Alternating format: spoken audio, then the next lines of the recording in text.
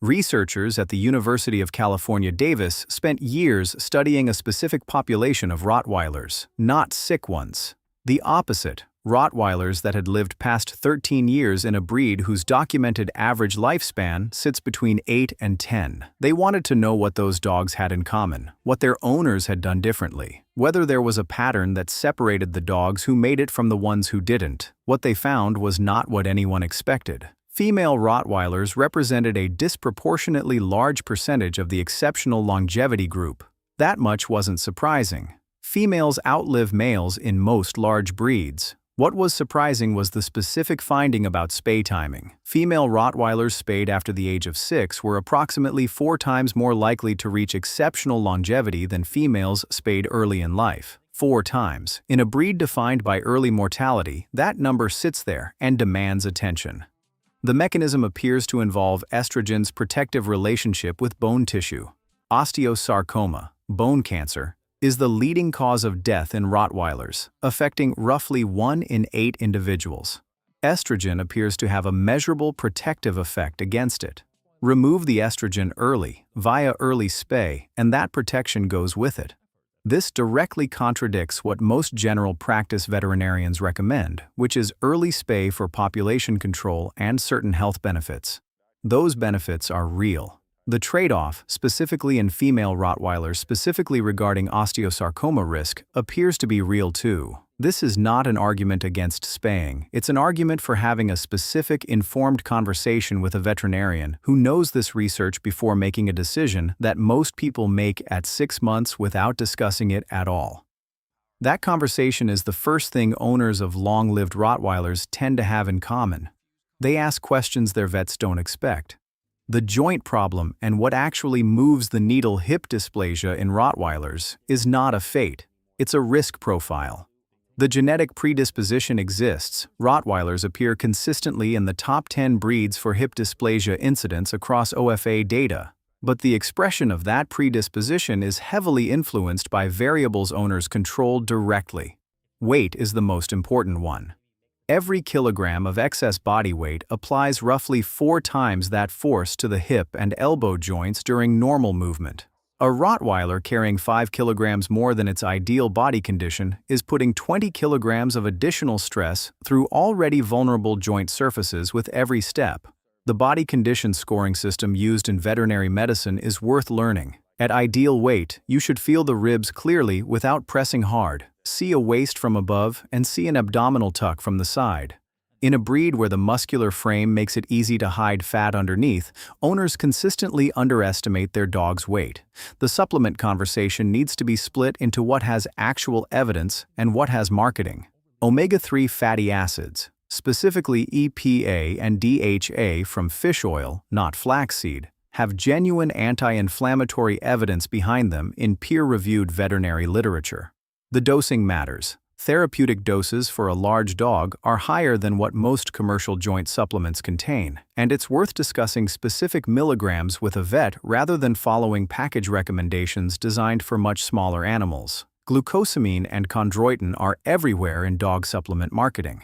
The evidence is genuinely mixed. Some studies show modest benefit in dogs with existing osteoarthritis. Others show no significant effect compared to placebo.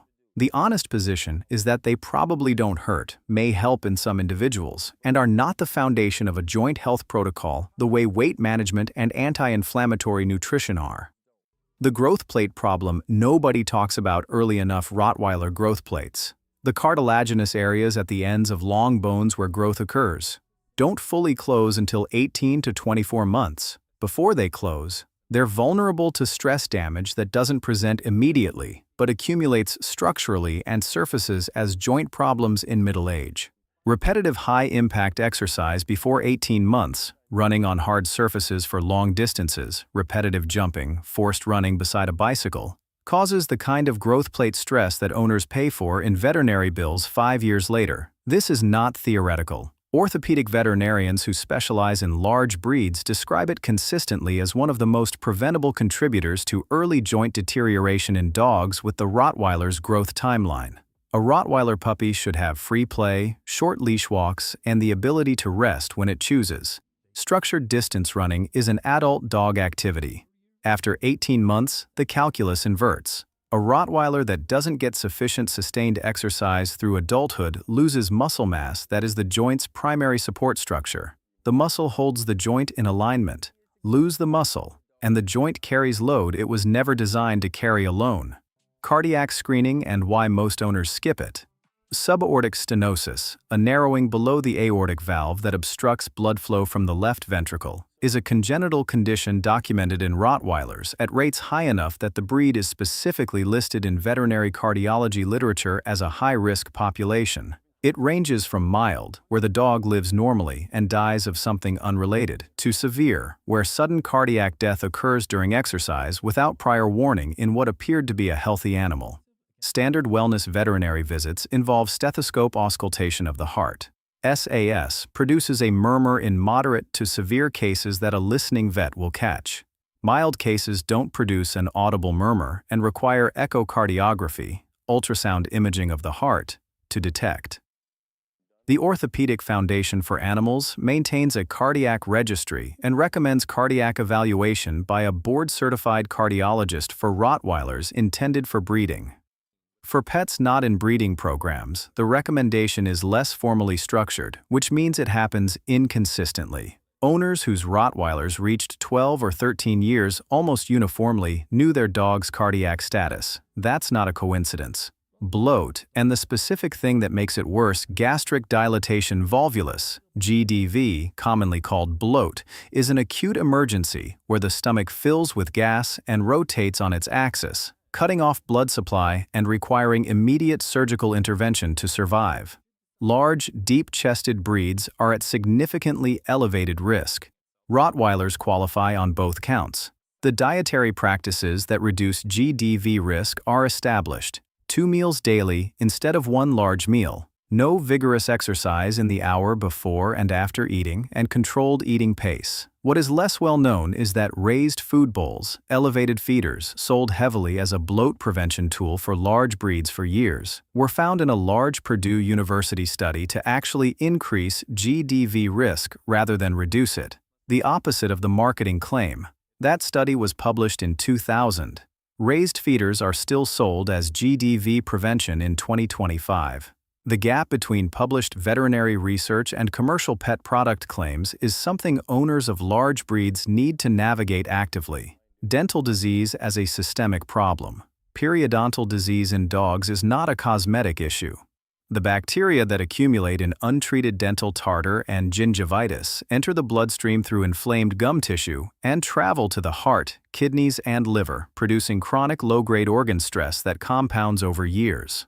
Long-term studies on canine longevity consistently identify dental health as a measurable factor in overall health span. Daily toothbrushing with canine-specific toothpaste is the standard of care. Most Rottweiler owners don't do it. The owners who maintained long-lived dogs did it. What the long-lived dogs actually had in common beyond the specific interventions, the spay timing discussion, the weight management, the growth plate protection, the cardiac screening, the dental protocol, the UC Davis longevity research, and the broader veterinary literature on exceptional canine aging point towards something harder to quantify but consistent across long-lived animals. Owners who engaged with their dog's health as an ongoing active process rather than a reactive one.